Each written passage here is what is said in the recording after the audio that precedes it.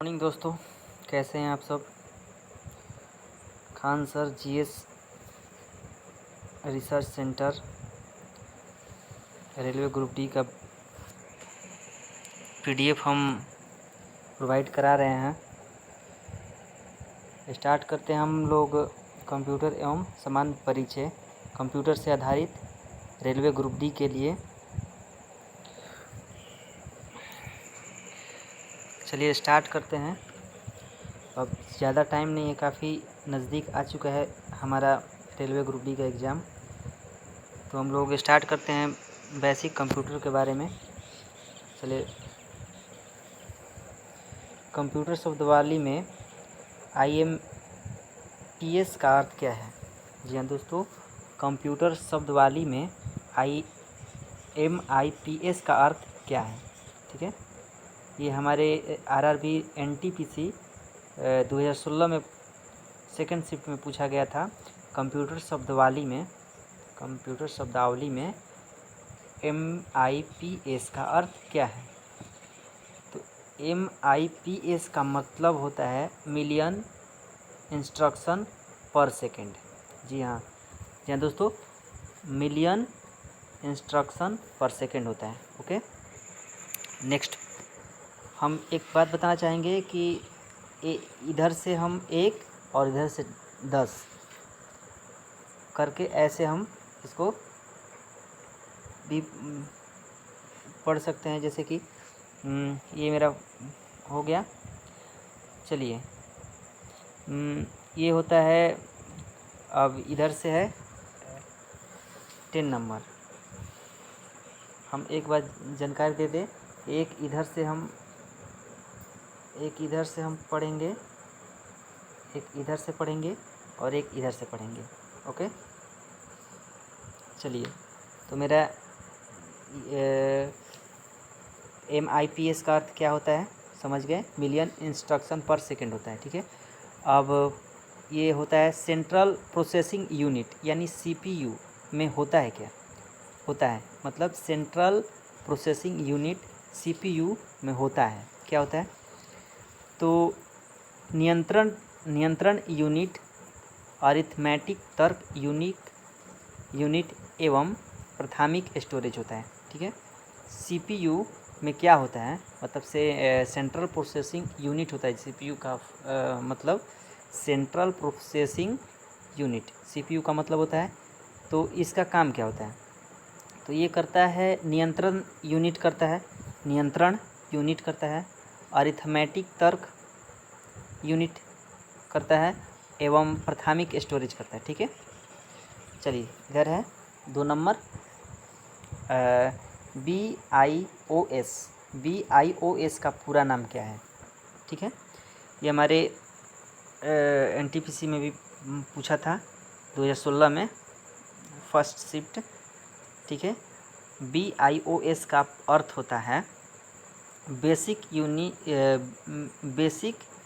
Input output system. ठीक है, BIOS का मतलब होता है बेसिक इनपुट आउटपुट सिस्टम। ठीक है, बेसिक इनपुट आउटपुट सिस्टम होता है। ठीक है, ये मेरा है, चलिए ये होता है BIOS का मतलब होता है बेसिक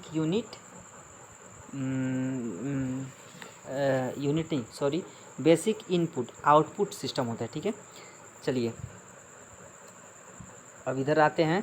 कंप्यूटर के किस भाषा को नर्व सेंटर कहा जाता है। ठीक है, नर्व सेंटर कहा जाता है। कंप्यूटर के किस भाषा को नर्व सेंटर कहा जाता है। कंप्यूटर के किस भाषा को नर्व सेंटर कहा जाता है। ऑप्शन में दिया है सॉफ्टवेयर, हार्डवेयर, कंट्रोल यूनिट और प्रोग्राम्स। ठीक है, तो इसमें है कंप्यूटर के किस भाषा को नर्व सेंटर कहा जाता है। तो कंप्यूटर के भाषा को हम कंट्रोल यूनिट बोलते हैं। ठीक है, कंप्यूटर के किस भाषा को नर्व सेंटर कहा जाता है। नर्व सेंटर, जी हाँ दोस्तों, नर्व सेंटर किस भाषा को कहा जाता है, कंप्यूटर के किस भाग को नर्व सेंटर कहा जाता है। नर्व सेंटर मतलब होता है कंट्रोल यूनिट, ठीक है। नर्व सेंटर मतलब होता है कंट्रोल यूनिट होता है, ठीक है। चलिए अब आते हैं नेक्स्ट क्वेश्चन में। यहाँ मेरा है, चलिए ये मेरा क्वेश्चन है, कंप्यूटर खाली स्थान के बिना काम नहीं कर सकते। कंप्यूटर के बिना काम नहीं कर सकते, ओके। कंप्यूटर खाली स्थान के बिना काम नहीं, किस चीज़ के बिना काम नहीं कर सकते? स्कैनर के बिना, इंटरनेट के बिना, माउस के बिना और सीपीयू के बिना। तो देखिए स्कैनर का काम होता है कि कोई भी चीज़ फॉर्मेटिंग को स्कैन करके निकालता है। इंटरनेट का काम होता है कि वो इंटरनेट का काम होता है कि वो नेट चलाने के लिए होता है। माउस का काम होता है कि ये होता है कि माउस कंट्रोलिंग पॉइंट होता है। कोई भी चीज़ को हम मतलब कि खोल सकते हैं, केंद्रक जो होता है ना, केंद्र पर जाकर उस चीज़ को हम खोल सकते हैं। लेकिन जो सीपीयू होता है ना, ये सीपीयू अगर कंप्यूटर नहीं रहेगा सीपीयू, तो सीपीयू में क्या होता है ना कि सीपीयू के बिना कंप्यूटर नहीं चल सकता है, ठीक है। तो इसका आंसर होगा सीपीयू, ठीक है। आगे नेक्स्ट क्वेश्चन पढ़ते हैं। कोई व्यक्ति कंप्यूटर साक्षर कहलाता है, ठीक है। कोई व्यक्ति कंप्यूटर साक्षर कहलाता है यदि वह सक्षम हो कि, कोई व्यक्ति कंप्यूटर साक्षर कहलाता है यदि वह सक्षम हो केवल किस चीज़ के आधार पर? आवश्यक एप्लीकेशन को चलाने में, एंटीवायरस सॉफ्टवेयर बनाने में, प्रोग्राम लिखने में, दूसरे कंप्यूटर को हैक करते हैं, ठीक है। तो कोई व्यक्ति कंप्यूटर साक्षर कहलाता है यदि वह सक्षम हो आवश्यक एप्लीकेशन को चलाने में, आवश्यक एप्लीकेशन को चलाने में इसका आंसर होगा, ठीक है। आवश्यक एप्लीकेशन को चलाने में होता है, ठीक है। नेक्स्ट क्वेश्चन पढ़ते हैं कि कंप्यूटर चीफ का दूसरा नाम क्या है? कंप्यूटर चीफ का दूसरा नाम क्या है? कंप्यूटर चीफ का दूसरा नाम क्या है? Micro chief, motherboard, micro processor, CPU, ठीक है। तो ये माइक्रो चिप मेरा आंसर होगा, ठीक है। माइक्रो चिप, मदरबोर्ड होता है वो दूसरा होता है, सीपीयू होता है वो सिस्टम का होता है, माइक्रो प्रोसेसर नहीं होता है, लेकिन ये माइक्रो चिप होगा इसका आंसर, ठीक है। आगे बढ़ते हैं। किसी भी सुरक्षित वेबसाइट के यूआरएल में सुरक्षा प्रमाण पत्र पैडलॉक का रंग होता है। किसी भी सुरक्षित वेबसाइट के यूआरएल, ठीक है, कोई भी सुरक्षित वेबसाइट के यूआरएल में सुरक्षा प्रमाण पत्र पैडलॉक का रंग होता है कैसा? तो देखते हैं कि कोई भी लिंक होता है, जिसको लिंक हम बोल सकते हैं, सुरक्षित यूआरएल चाहे लिंक, तो वो जो लिंक होता है ना, तो हमेशा हरा रंग का होता है, पीला नहीं होगा, नीला नहीं होगा, रेड नहीं होगा, ठीक है। ये हमेशा नीला रंग का होता है, ठीक है। किसी भी सुरक्षित वेबसाइट का यूआरएल का प्रमाण पत्र पैडलॉक का रंग होता है हरा। ये मेरा आंसर होगा हरा, ओके। चलिए नेक्स्ट क्वेश्चन में आते हैं। हाँ चलिए 5 नंबर क्वेश्चन है। सीपीयू से संबंधित उपकरणों को जिससे कंप्यूटर एक्सेस कर सकता है कहलाता है। सीपीयू से संबंध उपकरणों को जिससे कंप्यूटर एक्सेस कर सकता है क्या कहलाता है? सीपीयू के संबंध उपकरणों को जिससे कंप्यूटर एक्सेस कर सकता है क्या कहलाता है? कंट्रोल यूनिट कहलाता है कि कंप्यूटर कंपोनेंट्स कहलाता है कि हार्डवेयर कहलाता है कि पेरिफेरल्स कहलाता है, ठीक है। तो ये होता है पेरिफेरल्स कहलाता है। सीपीयू के संबंध उपकरणों को जिसे कंप्यूटर एक्सेस कर सकता है पेरिफेरल्स कहलाता है, ठीक है। पेरिफेरल्स कहलाता है, ठीक है। नेक्स्ट क्वेश्चन पढ़ते हैं। कंप्यूटर की प्रसारण गति को नापा जाता है। कंप्यूटर के प्रसारण गति को नापा जाता है। क्या होता है? प्रसारण गति को किस चीज़ से नापते हैं भाई? MIPS से नापते हैं कि घड़ी से मापते हैं कि ए और बी दोनों से मापते हैं? इनमें से कोई नहीं। देखिए, कंप्यूटर के प्रसारण गति को मापा जाता है MIPS से भी और MHZ से भी मापा जाता है। ठीक है, तो इसका आंसर हो जाएगा दोनों, ए और बी दोनों। MIPS से भी मापा जाता है और घड़ी के MHZ से भी मापा जाता है। ठीक है, तो इसका आंसर सी होगा। ठीक है, चलिए नेक्स्ट क्वेश्चन पढ़ते हैं। ये मेरा क्वेश्चन है, नेक्स्ट क्वेश्चन। ठीक है, जब कंप्यूटर स्विच ऑन किया जाता है, जब कंप्यूटर को स्विच ऑन किया जाता है तथा ऑपरेटिंग सिस्टम हार्ड डिस्क से मेन मेमोरी में लोड होता है, तो उस क्रिया को क्या कहते हैं?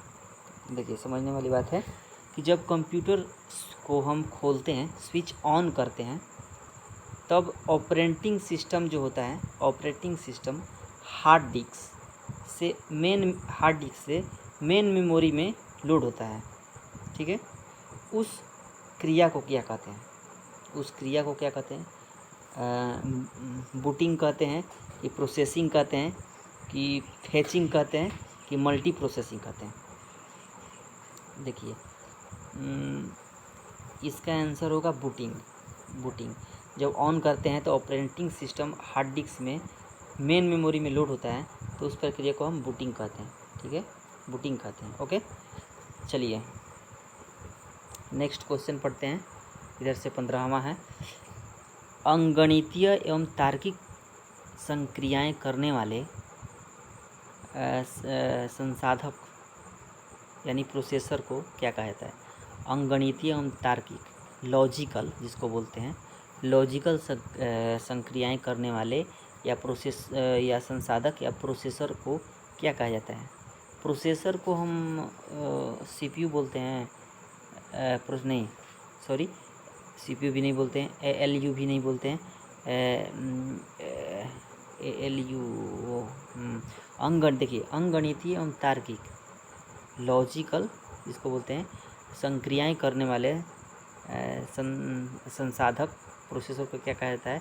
तो CPU नहीं कहेंगे, माइक्रो प्रोसेसर नहीं कहेंगे, रैम भी नहीं कहेंगे। इसका आंसर ही ये होगा, मेरा ALU होगा। ठीक है, ALU होगा। ठीक है, चलिए नेक्स्ट क्वेश्चन की तरफ बढ़ते हैं। नेक्स्ट क्वेश्चन मेरा है, कंप्यूटर में इस्तेमाल होने वाले इंटीग्रेटेड सर्किट चिप बनाने में निम्नलिखित में से कौन से रासायनिक तत्व एक टेट्रावालेंट उपधातु का इस्तेमाल किया जाता है? ठीक है, कंप्यूटर में इस्तेमाल होने वाले इंटीग्रेटेड सर्किट चिप बनने में निम्नलिखित में से कौन सा रासायनिक तत्व एवं टेट्रावालेंट उपधातु का इस्तेमाल किया जाता है? ठीक है, सोना, चांदी, सिलिकॉन और कॉपर। ठीक है, तो इसमें आंसर होगा मेरा सिलिकॉन। ठीक है, चलिए नेक्स्ट क्वेश्चन की तरफ बढ़ते हैं। BIOS का अर्थ क्या अर्थ है? ठीक है, BIOS का क्या अर्थ है? तो BIOS का अर्थ है सिस्टम हार्डवेयर के पुर्जे को प्रारंभ करना। सिस्टम हार्डवेयर के पुर्जों को क्या करना? प्रारंभ करना। ये मेरा 16 क्वेश्चन है। BIOS का अर्थ है सिस्टम हार्डवेयर के पुर्जे को प्रारंभ करना। ए नंबर आंसर होगा। ठीक है, चलिए ठीक है, नेक्स्ट क्वेश्चन पढ़ते हैं। चलिए नेक्स्ट क्वेश्चन, एक सीरियल पोर्ट कर सकता है, एक सीरियल पोर्ट कर सकता है किस चीज़ को? केवल हार्ड ड्राइव से जानकारी स्थानांतरित करना, केवल हार्ड ड्राइव को जानकारी स्थानांतरित करना, ये और भी दोनों, ये दोनों होता है। ठीक है, एक सीरियल पोर्ट कर सकता है केवल हार्ड ड्राइव से जानकारी स्थानांतरित करना, केवल हार्ड ड्राइव को जानकारी स्थानांतरित करना। ठीक है, इसका आंसर सी होगा। सीरियल पोर्ट कर सकता है क्या? केवल हार्ड ड्राइव से जानकारी स्थानांतरित करता है और हार्ड ड्राइव को जानकारी स्थानांतरित कराता है। ठीक है, चलिए इधर से 17 नंबर क्वेश्चन पढ़ते हैं। निम्नलिखित में से कौन सा एक पेरिफेरल डिवाइस नहीं है? निम्न में से कौन सा एक पेरिफेरल डिवाइस नहीं है?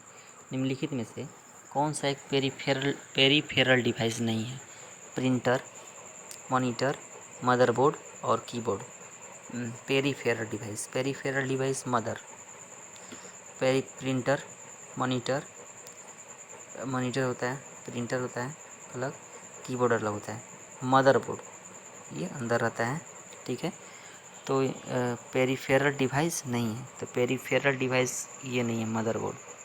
ठीक है, पेरिफेरल डिवाइस मदरबोर्ड नहीं है। ठीक है, चलिए आगे नेक्स्ट क्वेश्चन पढ़ते हैं। निम्नलिखित में से कौन सा एक पर्सनल कंप्यूटर से निम्नलिखित में से कौन सा एक पर्सनल कंप्यूटर में कंप्यूटिंग करता है? ठीक है, निम्नलिखित में से कौन सा एक पर्सनल कंप्यूटर में कंप्यूटिंग करता है? ठीक है, पर्सनल कंप्यूटर में कंप्यूटिंग करता है। CPU, motherboard, BIOS। तो इसका आंसर होता है CPU। इसका आंसर कंप्यूटिंग करता है पर्सनल कंप्यूटर में, कंप्यूटिंग क्या करता है? CPU करता है। ठीक है, चलिए नेक्स्ट क्वेश्चन पढ़ते हैं। निम्नलिखित में से कौन सा आमतौर पर कंप्यूटर का एक पेरिफेरल नहीं माना जाता है? Peripheral, mouse, keyboard, printer, hard drive. Peripheral नहीं माना जाता है। पेरिफेरल नहीं माना जाता है। माउस नहीं होगा, कीबोर्ड नहीं होगा, प्रिंटर भी नहीं होगा। इसका आंसर होता है हार्ड ड्राइव। ठीक है, हार्ड ड्राइव होता है, हार्ड ड्राइव उसके अंदर रहता है। चलिए नेक्स्ट क्वेश्चन पढ़ते हैं। 19 नंबर, निम्नलिखित में से कौन दिए गए समूह से संबंधित नहीं है? निम्नलिखित में से कौन दिए गए समूहों में से संबंधित नहीं है? हार्ड डिस्क, बेमिन, बड्डी, CPU, मदरबोर्ड। निम्नलिखित में से कौन सा समूह से संबंधित नहीं है? बेबिन, बड्डी, CPU, मदरबोर्ड इसका आंसर होगा मदरबोर्ड। ठीक है, निम्नलिखित में से कौन दिए गए समूह से संबंधित है? समूह से संबंधित हार्ड डिस्क, बेबिन बॉडी, हार्ड डिस्क, बेबिन बॉडी और CPU। हार्ड डिस्क, बेबिन बॉडी, CPU और मदरबोर्ड। ठीक है, मदरबोर्ड मेरा आंसर होगा। ठीक है, चलिए नेक्स्ट क्वेश्चन पढ़ते हैं। हम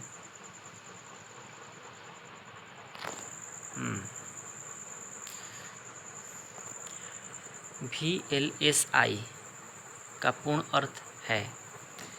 VLSI का पूर्ण अर्थ है। VLSI का क्या पूर्ण अर्थ है? VLSI का पूर्ण अर्थ है very large scale integration. Very large scale integration होता है। वेरी लार्ज स्केल इंटीग्रेशन होता है। VLSI का मतलब होता है वेरी लार्ज स्केल इंटीग्रेशन होता है। ठीक है, 20 नंबर क्वेश्चन है। VLSI का अर्थ होता है very large large scale integration. ठीक है, चलिए नेक्स्ट क्वेश्चन पढ़ते हैं 22 नंबर। कौन सा बैकअप के बारे में सच नहीं है? कौन सा बैकअप के बारे में सच नहीं है? कंप्यूटर फाइलों की सटीक प्रतिलिपि यह कारोबार के नियंत्रता योजना का हिस्सा है। कंप्यूटर को नियमित रूप से बैकअप की आवश्यकता नहीं है। ऑफ साइट और ऑन साइट पर बैकअप अधिक फायदेमंद होते हैं। ठीक है, बैकअप होता है क्या के बारे में सच नहीं है। कंप्यूटर को, इसका आंसर होता है कंप्यूटर को नियमित रूप से बैकअप की आवश्यकता नहीं है। बैकअप की आवश्यकता नहीं है। कौन सा बैकअप के बारे में सच नहीं है? तो कंप्यूटर को नियमित रूप से बैकअप की आवश्यकता नहीं है। ठीक है, चलिए नेक्स्ट क्वेश्चन पढ़ते हैं 21 नंबर। किसी कंप्यूटर का ऑपरेटिंग सिस्टम प्रयोक्ता और निम्नलिखित में से किसके बीच सॉफ्टवेयर इंटरफेस के रूप में कार्य करता है? एक बार फिर क्वेश्चन, किसी कंप्यूटर का ऑपरेटिंग सिस्टम प्रयोक्ता और निम्नलिखित में से किसके बीच सॉफ्टवेयर इंटरफेस के रूप में कार्य करता है? सॉफ्टवेयर इंटरफेस के रूप में काम करता है। Hardware, peripheral, memory, screen. ठीक है, तो इसका आंसर हो जाता है हार्डवेयर। ठीक है,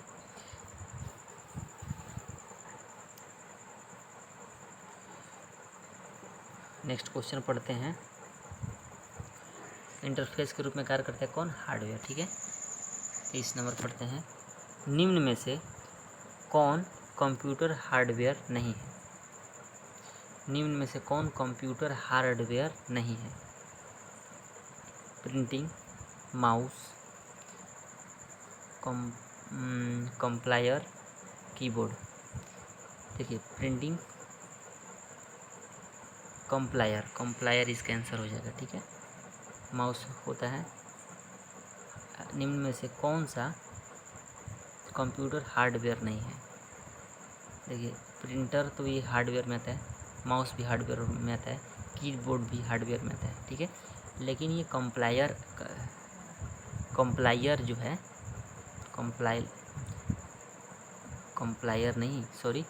कंपाइलर जिसको बोलते हैं कंपाइलर जो है, निम्न में से कौन सा कंप्यूटर का हार्डवेयर नहीं है? देखिए, ये प्रिंटर जो है ये हार्डवेयर में आता है, कंप्यूटर का ही। माउस भी है, हार्डवेयर में भी आता है। कीबोर्ड भी होता है, हार्डवेयर में आता है। लेकिन कंपाइलर जो होता है ना, ये हार्डवेयर में नहीं है। ठीक है, तो आंसर मेरा हो जाएगा कंपाइलर। चलिए अब नेक्स्ट पढ़ते हैं कंप्यूटर का विकास। आइए जानते हैं कंप्यूटर का विकास। ठीक है, चलिए कंप्यूटर का विकास। ठीक है, चलिए कंप्यूटर का विकास के बारे में जानते हैं। कंप्यूटर सिस्टम जिसे किसी भी भंडारण यंत्र की आवश्यकता नहीं होती। कंप्यूटर सिस्टम जिसे किसी भी भंडारण की आवश्यकता नहीं होती है, क्या होता है? एनालॉग होता है, डिजिटल होता है, हाइब्रिड होता है, तीसरी पीढ़ी वाला कंप्यूटर होता है। कंप्यूटर सिस्टम जिसे किसी भी भंडारण यंत्र की आवश्यकता नहीं होती, क्या कहलाती है?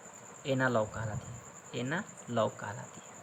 चलिए ठीक है, चलिए इधर से पढ़ते हैं 8 नंबर। ठीक है, निम्न में से वर्ष 1976 में विकसित सर्वप्रथम सुपर कंप्यूटर कौन सा था? ध्यान देने वाली बात है, वर्ष 1976 ईस्वी में विकसित सर्वप्रथम सुपर कंप्यूटर का क्या नाम है? 1976 ईस्वी में विकसित सर्वप्रथम सुपर कंप्यूटर का नाम क्या है? तो इसका नाम है त्रे 1। ठीक है, 53 नहीं 3i। इसका आंसर, ये तो क्या लिखा है समझ में भी नहीं आता है, इतना मेरा हिंदी उतना कंप्लीट नहीं है, मैं ठीक से पढ़ नहीं पाता हूँ, लेकिन फिर भी इसका आंसर होता है बी। ठीक है, चलिए इधर से पढ़ते हैं। वर्ष 2015 तक कंप्यूटर की खाली स्थान पीढ़ियों का उत्पादन हुआ। 2015 तक कंप्यूटर की खाली स्थान पीढ़ियों का उत्पादन हुआ 6, 5, 4, 3, कौन सा हुआ? तो इसमें होगा पाँचवा, इसका आंसर होगा 5। 2015 तक कंप्यूटर की 5 पीढ़ियों का उत्पादन हुआ। 2015 तक कंप्यूटर कितना पीढ़ियों तक? तो 5। ठीक है, चलिए इधर से पढ़ते हैं। निम्न में से कौन सा भारत का सबसे तेज और पहला पेटाफ्लॉप्स है, फ्लॉप्स जिसको पीए बोलते हैं, सुपर कंप्यूटर है, जिसे पुणे स्थित India institute of tropical meteorology में अनावरित किया गया है। निम्न में से कौन सा भारत का सबसे तेज और पहला एटोफ्लॉप्स सुपर कंप्यूटर है, जिसे पुणे स्थित India institute of tropical meteorology में अनावरित किया गया है? ठीक है, पूनम, आदित्य, प्रत्यूष, सूर्य। ठीक है, तो इसका हो गया प्रत्यूष, इसका आंसर होता है प्रत्यूष, प्रत्यूष। ठीक है, एक बार फिर पढ़ते हैं। निम्न में से कौन सा भारत का सबसे तेज और पहला पेटाफ्लॉप्स सुपर कंप्यूटर है? पहला पेटाफ्लॉप्स। ठीक है, पहला भारत का सबसे तेज और पहला पेटाफ्लॉप्स सुपर कंप्यूटर है, जिसे पुणे स्थित India institute of tropical meteorology में अनावरित किया गया है। प्रत्यूष। ठीक है, प्रत्यूष इसका आंसर होगा। ठीक है, चलिए नेक्स्ट बस पढ़ते हैं क्वेश्चन। नेक्स्ट क्वेश्चन मेरा है नेक्स्ट क्वेश्चन है, चलिए,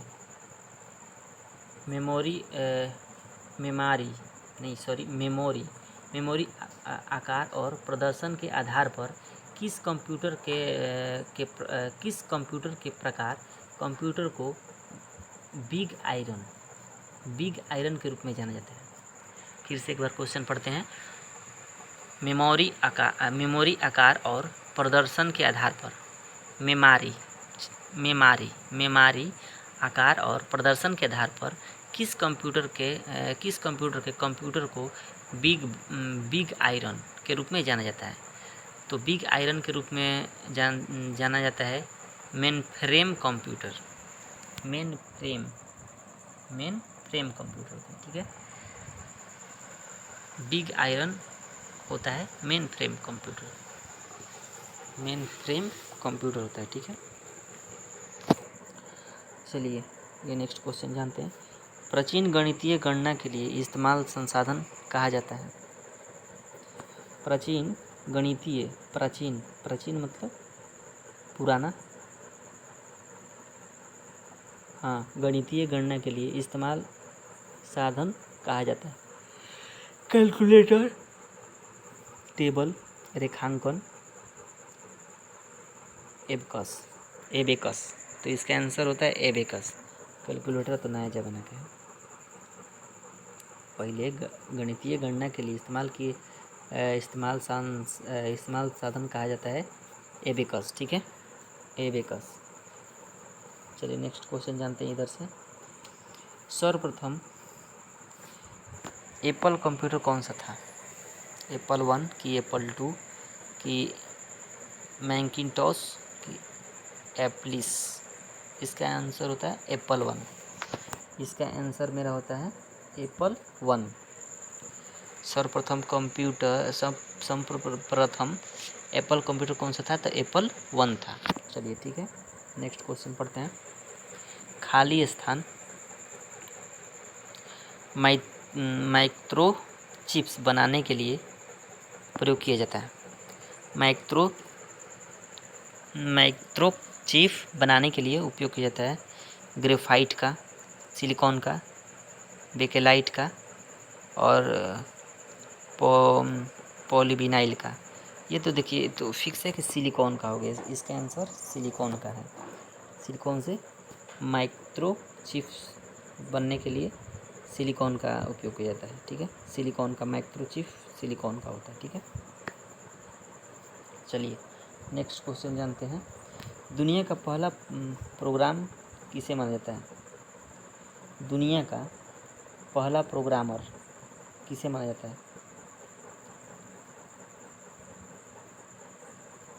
ऑप्शन है एनल Turing, Ada Lovelace, Tim Berners Lee की स्टीव वोंजिएक। कौन है इसमें? तो इसका आंसर होगा दुनिया का पहला प्रोग्रामर किसे माना जाता है? दुनिया का पहला प्रोग्रामर एडा लवलेस को माना जाता है। दुनिया का पहला प्रोग्रामर माना जाता है एडा लवलेस को। दुनिया का पहला प्रोग्रामर किसे माना जाता है? एडा लवलेस को, याद रहेगा, एडा लवलेस दुनिया का पहला प्रोग्रामर दुनिया का पहला प्रोग्रामर किसे माना जाता है? तो एडा लवलेस को माना जाता है। ठीक है, चलिए इधर से नेक्स्ट क्वेश्चन पढ़ते हैं। समेकित परिपथ इनमें से किस कंप्यूटर पीढ़ी से संबंधित है? समेकित परिपथ इनमें से किस कंप्यूटर पीढ़ी से संबंध है? समेकित परिपथ इनमें से किस कंप्यूटर पीढ़ी से संबंधित है वहीं। ठीक है, समेकित परिपथ जो है किस कंप्यूटर पीढ़ी से संबंधित है? तीसरा पीढ़ी, इसका 5वीं पीढ़ी, 4थी पीढ़ी, दूसरी पीढ़ी, समेकित परिपथ इंटीग्रेटेड। ठीक है, तो ये होता है तीसरा पीढ़ी। ठीक है, तीसरा पीढ़ी।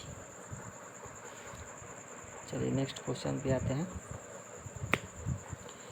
कंप्यूटर की किस पीढ़ी में प्रोग्रामिंग के लिए यांत्रिक भाषा का प्रयोग किया जाता है? यांत्रिक यानी मैकेनिकल। कंप्यूटर के किस पीढ़ी में प्रोग्रामिंग के लिए यांत्रिक भाषा का प्रयोग किया जाता है? यांत्रिक भाषा का प्रयोग किया जाता है किस पीढ़ी में? पहली, दूसरी, तीसरी, चौथी। पहली यांत्रिक भाषा का प्रयोग किया जाता है पहली, जिसका आंसर क्या होगा? पहली। ठीक है,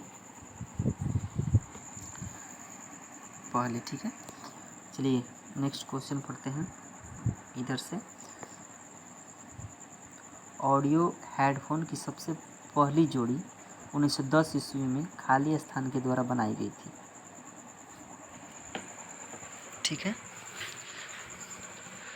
ऑडियो हेडफोन की सबसे पहली पीढ़ी 1910 में खाली स्थान के द्वारा बनाई गई थी। हिम्फ्री डेवी के द्वारा, कि एनानियल बल्डविन के द्वारा, कि माइकल फेराडे के द्वारा, कि जॉन कॉस के द्वारा। ठीक है, तो ये आंसर होगा मेरा एनाथियल बल्डविन के द्वारा। ठीक है, एनाथियल बल्डविन के द्वारा ऑडियो हेडफोन की सबसे पहली जोड़ी ऑडियो हेडफोन की सबसे पहली जोड़ी 1910 ईस्वी में हुआ था। पहली जोड़ी कहाँ हुआ था? 1910 ईस्वी में। ऑडियो हेडफोन की सबसे पहली जोड़ी 1910 ईस्वी में हुआ था। ठीक है, किसके द्वारा हुआ था? एथानियल बर्लबीन, एथानियल बर्लबीन, एथानियल बर्लबीन, एथानियल बर्लबीन के द्वारा 1910 ईस्वी में ऑडियो हेडफोन के सबसे पहली जोड़ी रही। ठीक है, ठीक है। आइए नेक्स्ट क्वेश्चन पढ़ते हैं। एनाथी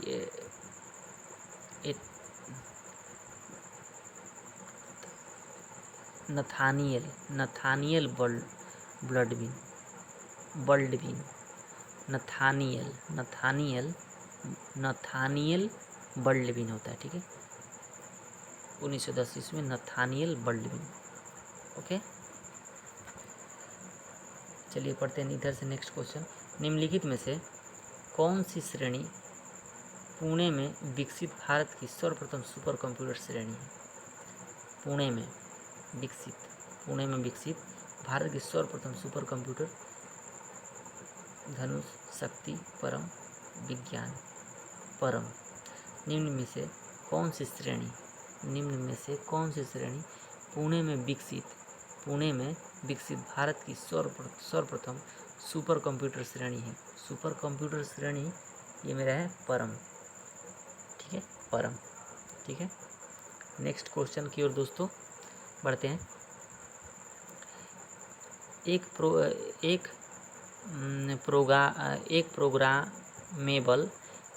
प्रोग्रामेबल कंप्यूटर की अवधारणा देने के लिए किसे याद किया जाता है? एक प्रोग्रामेबल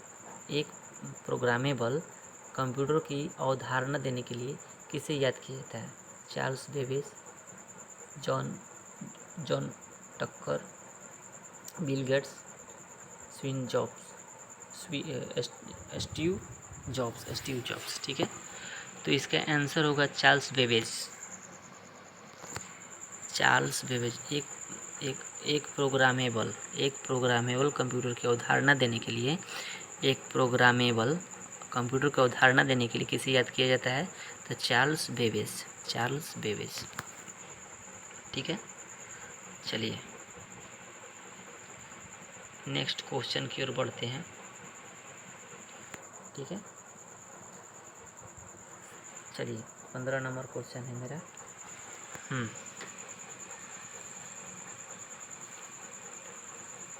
मैकिन्टोश कंप्यूटर का डिजाइन किसने तैयार किया था?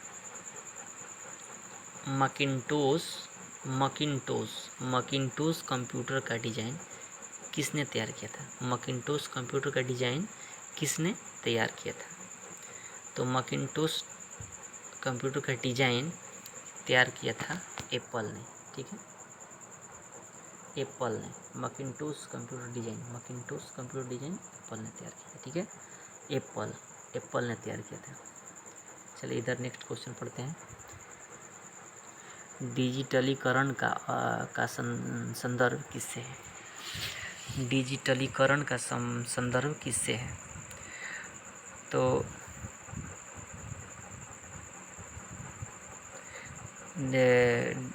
डिजिटलीकरण शब्द का संबंध किससे है? तो एनालॉग सिग्नल और डिजिटल सिग्नल को बदलने हेतु, एनालॉग सिग्नल को डिजिटल सिग्नल में बदलने हेतु ये डिजिटलीकरण का शब्द का संदर्भ किसे है? तो एनालॉग सिग्नल को डिजिटल सिग्नल में बदलने हेतु। ठीक है, ये मेरा आंसर होगा। ठीक है, चलिए अब नेक्स्ट क्वेश्चन 16 नंबर इधर से पढ़ते हैं। डाटाबेस द्वारा उत्पादित टैबलेट कंप्यूटर का क्या नाम था? डाटाबेस द्वारा उत्पादित टैबलेट कंप्यूटर का क्या नाम था, जिसे भारत सरकार द्वारा ई लर्निंग कार्यक्रम के हिस्से के रूप में बढ़ावा दिया था? ठीक है, देखिए डाटाबेस द्वारा उत्पादित टैबलेट कंप्यूटर का क्या नाम था, जिसे भारत सरकार द्वारा ई लर्निंग कार्यक्रम के हिस्से के रूप में बढ़ावा दिया था? साक्षात, इंद्रधनुष, आकाश, परम। आकाश। ठीक है, डाटाबेस द्वारा उत्पादित कंप्यूटर का क्या नाम था? डाटाबेस द्वारा उत्पादित कंप्यूटर का क्या नाम था जिसे भारत सरकार द्वारा ई लर्निंग कार्यक्रम के हिस्से के रूप में बढ़ावा दिया था? तो ये आकाश, ठीक है, आकाश, आकाश, ठीक है। इधर से क्वेश्चन पढ़ते हैं, 18 नंबर क्वेश्चन। चलिए,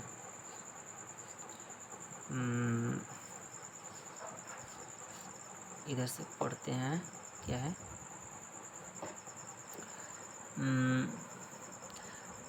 1953 में बनाया गया बाइनरी इलेक्ट्रॉनिक अनुक्रम कैलकुलेटर क्या है?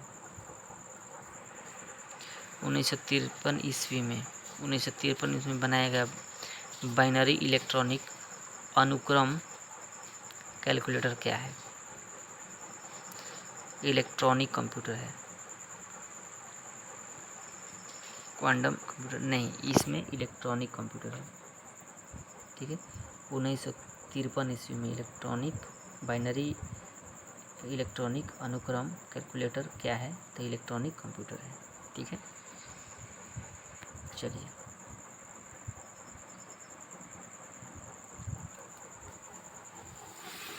यहाँ हम पढ़ते हैं इनपुट एवं आउटपुट डिवाइस, ठीक है। इनपुट और आउटपुट डिवाइस के बारे में जानते हैं दोस्तों। स्टार्ट करते हैं। इनपुट एवं आउटपुट डिवाइस क्या है? देखिए, निम्नलिखित में से कौन सा एक इनपुट डिवाइस नहीं है? Web camera, VCR, digitiser, processor. Web camera input device है, डिजिटाइजर है, VCR है।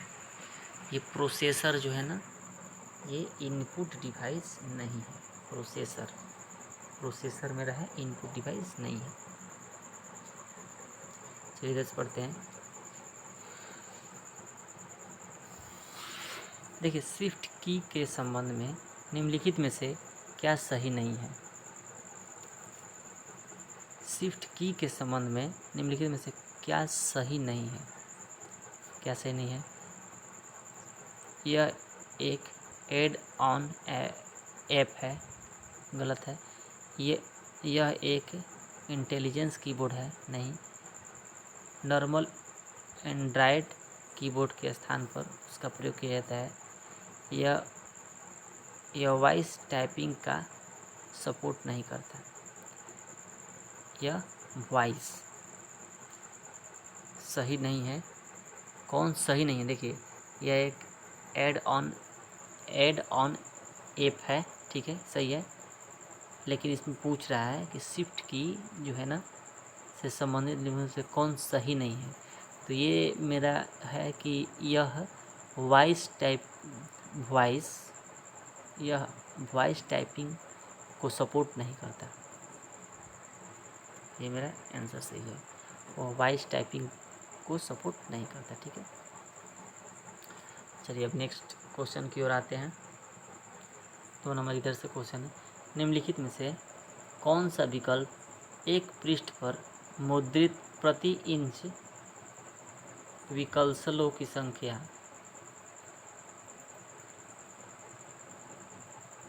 का घातक है?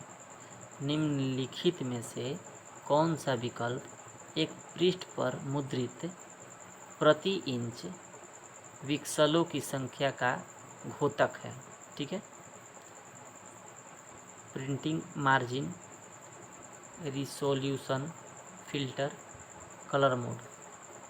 रिसोल्यूशन इसका आंसर होगा, ठीक है, रिसोल्यूशन। निम्नलिखित में से कौन सा विकल्प एक पृष्ठ पर मुद्रित प्रति इंच विकल्पों की संख्या का घातक है? रिसोल्यूशन, ठीक है, सॉरी। चलिए, नेक्स्ट क्वेश्चन इधर से 8 नंबर पढ़ते हैं। कंप्यूटर के मॉनिटर पर कर्सर को खाली स्थान की मदद से घुमाया जाता है। कंप्यूटर के मॉनिटर पर कर्सर को खाली स्थान के mouse, keyboard, space bar joystick, तो ये माउस से घुमाते हैं, मेरा आंसर होगा माउस। ठीक है, चलिए माउस होगा। चलिए नेक्स्ट क्वेश्चन की ओर पढ़ते हैं। चलिए, निम्नलिखित में से कंप्यूटर के लिए कौन सा डिवाइस एक इनपुट डिवाइस नहीं है? कंप्यूटर के लिए निम्नलिखित में से कौन सा डिवाइस एक इनपुट डिवाइस नहीं है? Keyboard, mouse, scanner, monitor. Input device नहीं है। Keyboard, mouse, scanner, monitor.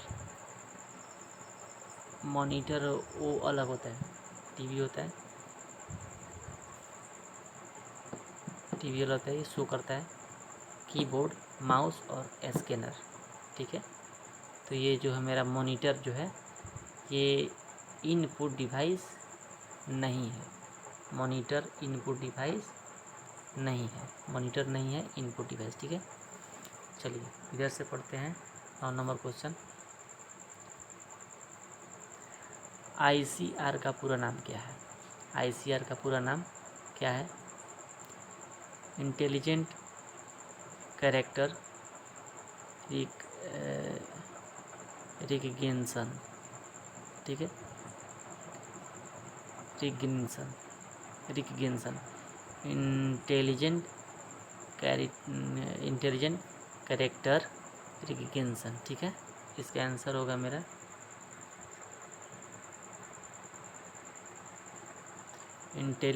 Intelligent character, intelligent character recognition. ठीक है,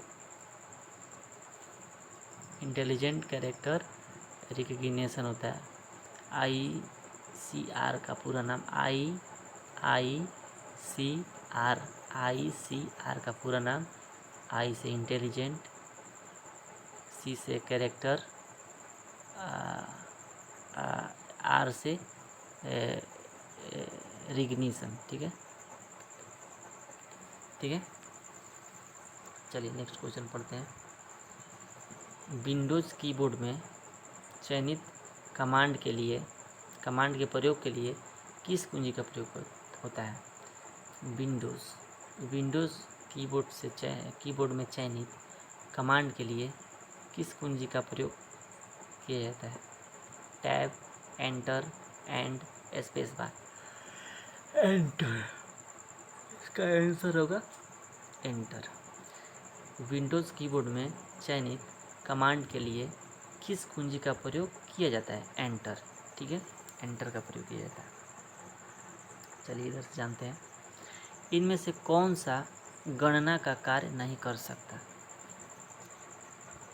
इनमें से कौन सा गणना का कार्य नहीं कर सकता? कैलकुलेटर गणना का कार्य करता है, कंप्यूटर भी करता है, प्रिंटर और मोबाइल फ़ोन।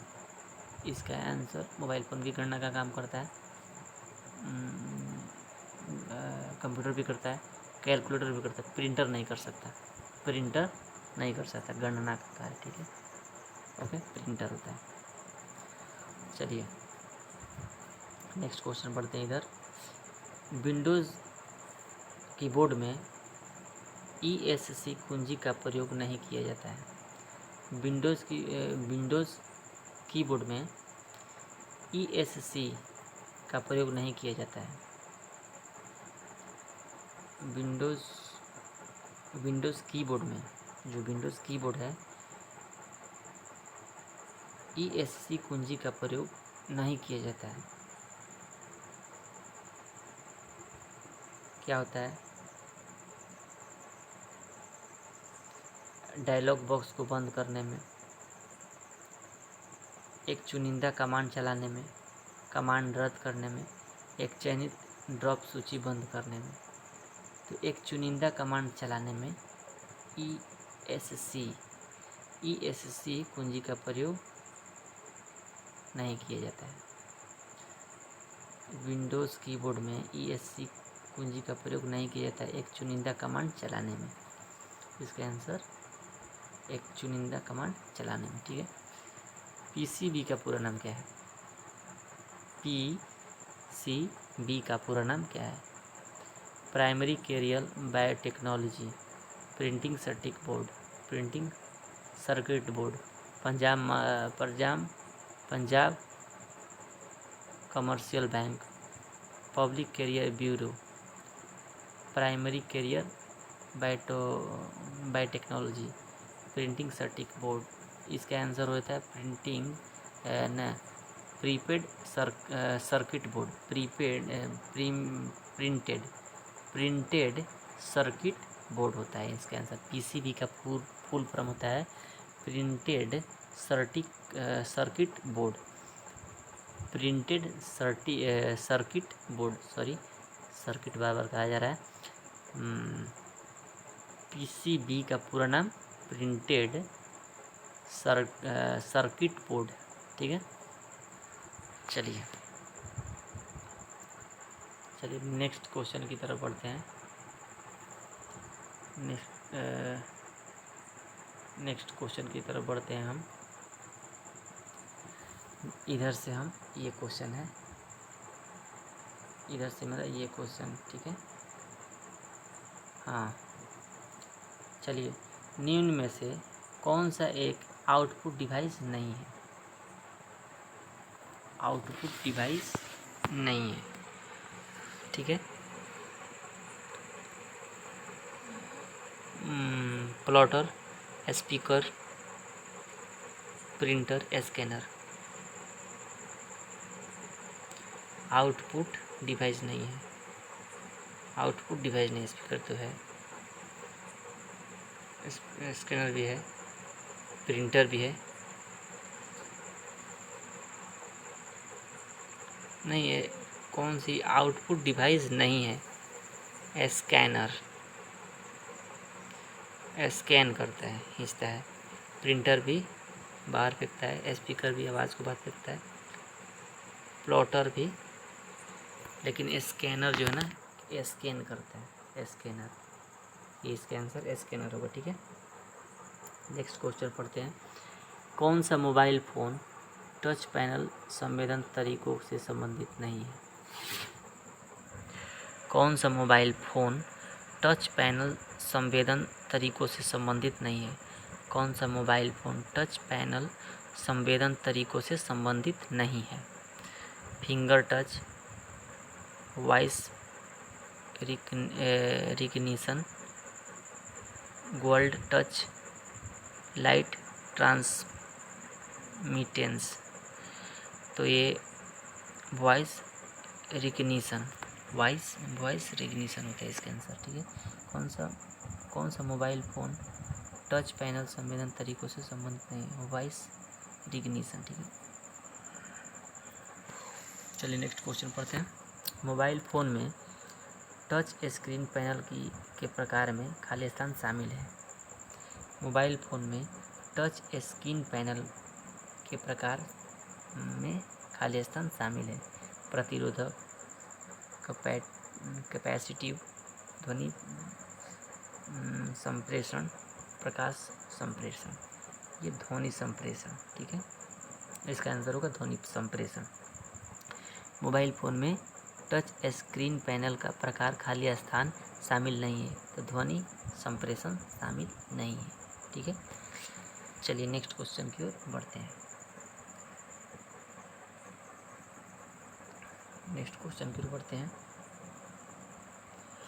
निम्न में से इनपुट डिवाइस कौन सा है? Monitor, printer, joystick, floppy disk. जॉक इनपुट डिवाइस कौन सी है? निम्न में से इनपुट डिवाइस कौन सी है? मॉनिटर है, इनपुट डिवाइस, प्रिंटर भी है, फ्लॉपी डिस्क भी है, ये जॉयस्टिक होता है इसका आंसर, ठीक है। जॉयस्टिक होता है इसका आंसर, जॉयस्टिक होता है। चलिए इधर आते हैं। लाइट पेन क्या है?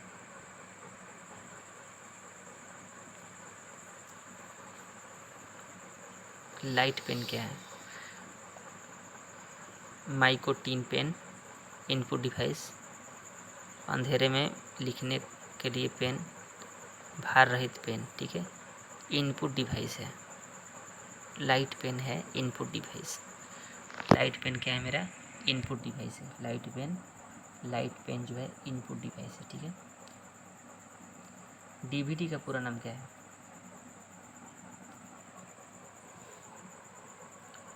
डीवीडी का पूरा नाम क्या है? एनटीपीसी 2016 में पूछा था, डीवीडी का पूरा नाम क्या है?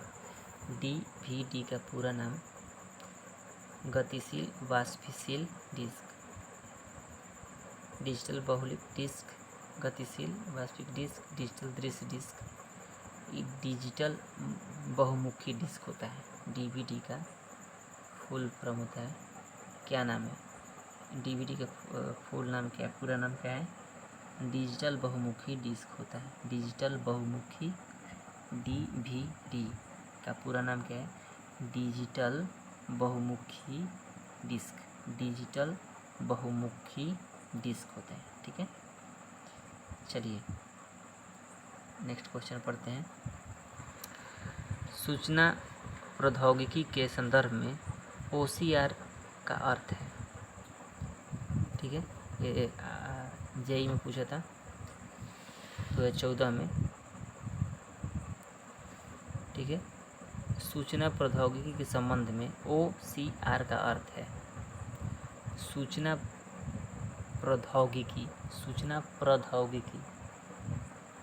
प्रौद्योगिकी के संदर्भ में OCR का अर्थ क्या है? प्रकाशिक लक्षण अभिज्ञान, अष्टफलकी चत्रीय पुनर्योजन, दशमलव चत्रीय पुनर्योजन, प्रकाशिक लक्षण पुनर्योजन। तो इसका आंसर होगा ए,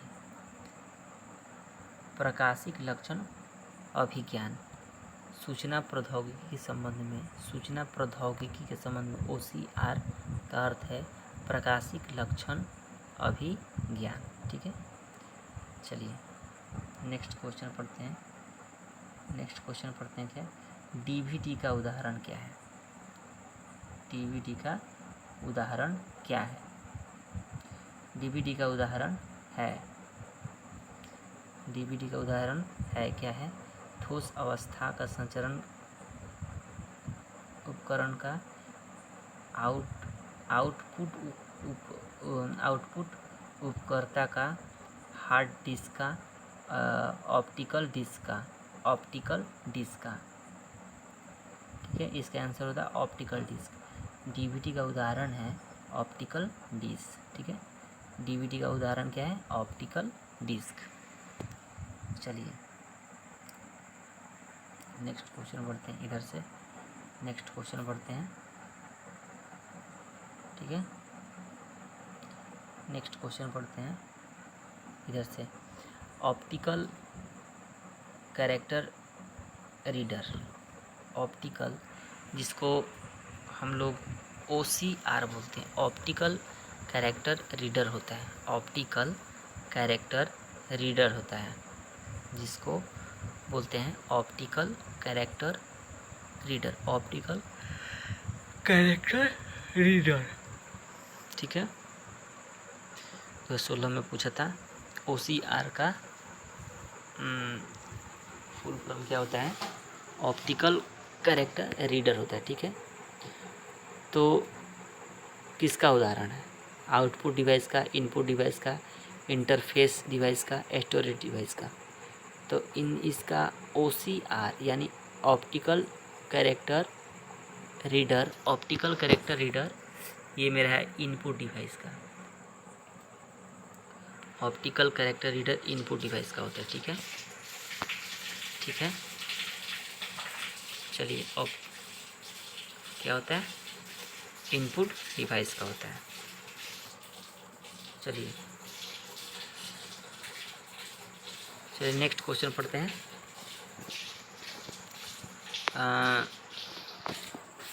नेक्स्ट क्वेश्चन है मेरा ये, निम्नलिखित में से किस उदाहरण में जाइरोस्कोप का प्रयोग किया जाता है? एनटीपीसी में पूछा था 2016 में, निम्नलिखित में से किस उपकरण में जाइरोस्कोप का प्रयोग किया जाता है? जाइरोस्कोप, निम्नलिखित में से किस उपकरण में जाइरोस्कोप का प्रयोग किया जाता है? कंप्यूटर कीबोर्ड में gyroscope, computer mouse, television, telephone. Gyroscope होता है कंप्यूटर माउस में। जेरिस्कोप होता है कंप्यूटर के माउस में, कंप्यूटर माउस में जेरिस्कोप का प्रयोग किया जाता है। जेरिस्कोप का प्रयोग होता है कंप्यूटर माउस में, ठीक है। जेरिस्कोप होता है कंप्यूटर माउस में, ठीक है, प्रयोग किया जाता है। चलिए इधर से पढ़ते हैं। पंच कार्ड को खाली स्थान भी कहा जाता है। पंच कार्ड को खाली स्थान भी कहा जाता है।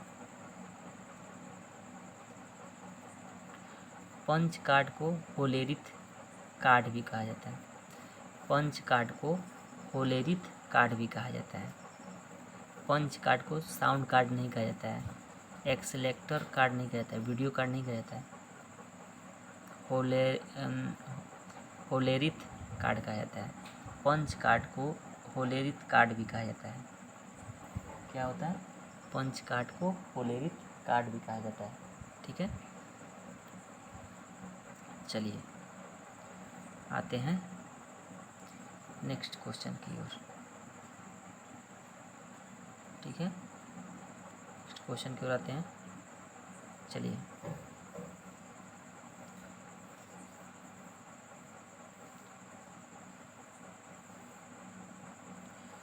इधर से हम पढ़े थे जाइरोस्कोप का प्रयोग कहाँ होता है? माउस में होता है, कंप्यूटर के माउस में होता है, ठीक है, याद रहे।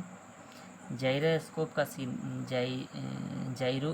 का सिद्धांत का प्रयोग smartphone, inkjet printer, racing, inkjet printer. Gyroscope के सिद्धांत का प्रयोग खाली स्थान में नहीं किया जाता है। जाइरोस्कोप कहाँ होता है? तो कंप्यूटर माउस में होता है, ठीक है। तो जाइरोस्कोप का सिद्धांत का प्रयोग खाली स्थान में नहीं किया जाता है।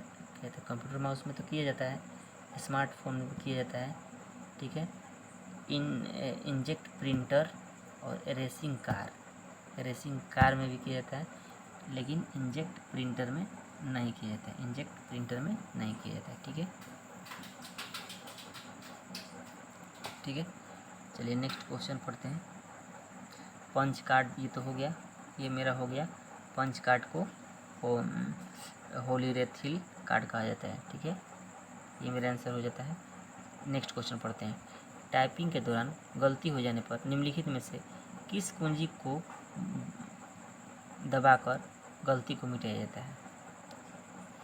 स्पेस बैक को, ये तो फिक्स है, स्पेस बैक को, ठीक है, स्पेस बैक को। चलिए नेक्स्ट क्वेश्चन जानते हैं। नेक्स्ट क्वेश्चन क्या है मेरा? चलिए नेक्स्ट क्वेश्चन जानते हैं। ओहो सॉरी, चलिए नेक्स्ट क्वेश्चन क्या है? निम्नलिखित में से भिन्न विकल्प का चुनाव करें। बाहरी hard drive, keyboard, digital camera, compact disc.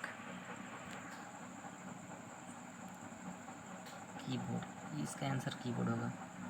क्यों? क्योंकि बाहरी हार्ड ड्राइव और कॉम्पैक्ट डिस्क और डिजिटल कैमरा स्टोर करता है, लेकिन कीबोर्ड का ये काम नहीं है, ठीक है। ये कीबोर्ड सबसे अलग दिख रहा है, इसलिए कीबोर्ड इसका आंसर होगा, ठीक है। चलिए नेक्स्ट क्वेश्चन पढ़ते हैं। इनमें से कौन सा यंत्र कंप्यूटर के लिए एक इनपुट तथा आउटपुट उपकरण दोनों की भांति कार्य करता है? निम्न में से कौन सा यंत्र कंप्यूटर के लिए एक इनपुट तथा आउटपुट उपकरण दोनों की भांति कार्य करता है? Joystick, mouse, modem, printer.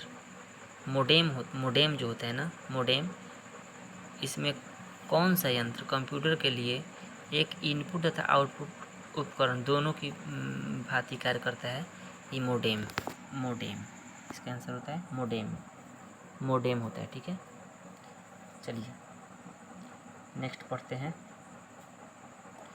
Computer में ऐसा कौन सा पॉइंटिंग डिवाइस है जो अपनी सहायक सतह से संबंधित दो आयामी गति का पता लगाकर कार्य करता है?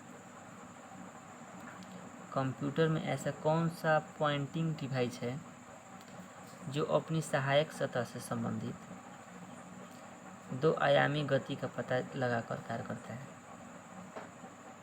माउस। कंप्यूटर में ऐसा कौन सा पॉइंटिंग डिवाइस है जो अपनी सहायक सतह से संबंधित दो आयामी गति का पता लगाकर कार्य करता है? माउस।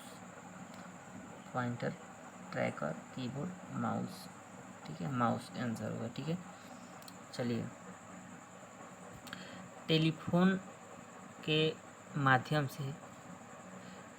के माध्यम से संचार के लिए कंप्यूटर को कनेक्ट करने के लिए इस्तेमाल की जाने वाली डिवाइस का नाम क्या है?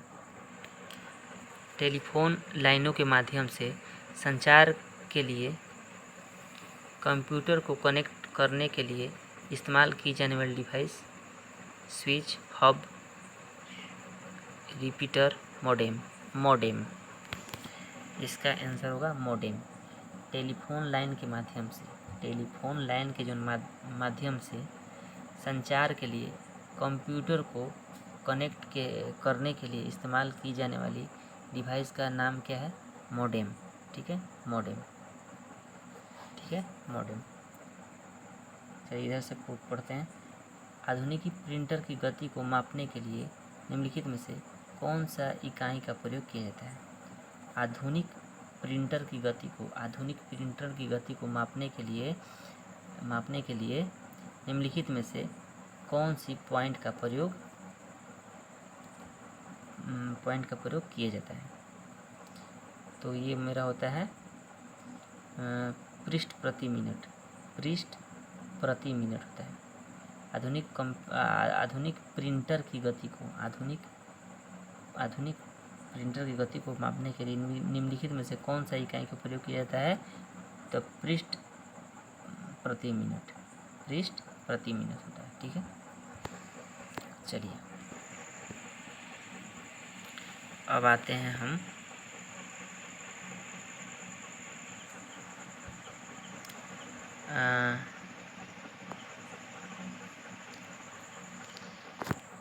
पढ़ते हैं। ठीक है, मेमोरी और स्टोरेज के बारे में जानते हैं। तो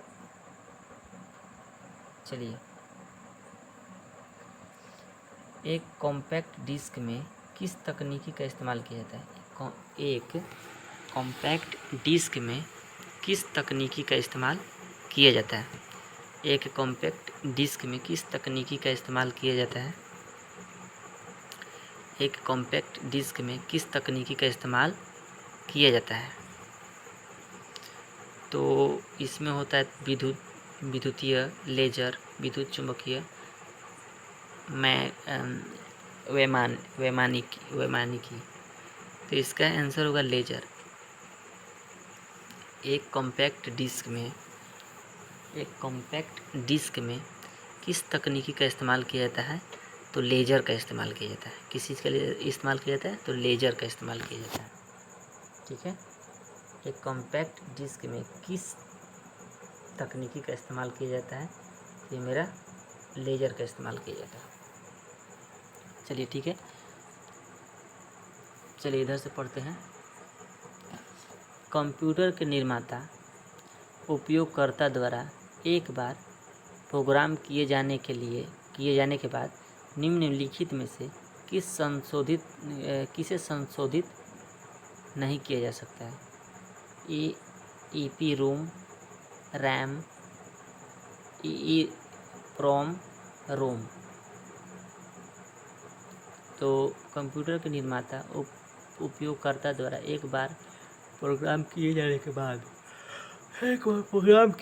निम्नलिखित में से किसे संशोधित नहीं किया जाता है? रोम। इसका आंसर होता है रोम। एक बार प्रोग्राम किए जाने के बाद निम्नलिखित में से किसे संशोधित नहीं किया जा सकता है? रोम। ठीक है, रोम। ओके,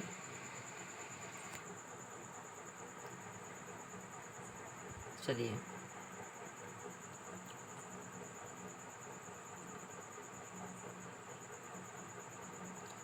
ठीक है,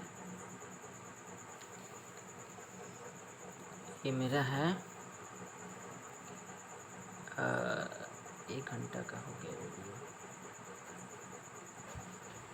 चलिए हम नेक्स्ट क्लास में फिर लेकर आते हैं कंप्यूटर। तब तक के लिए धन्यवाद। Bye, good night.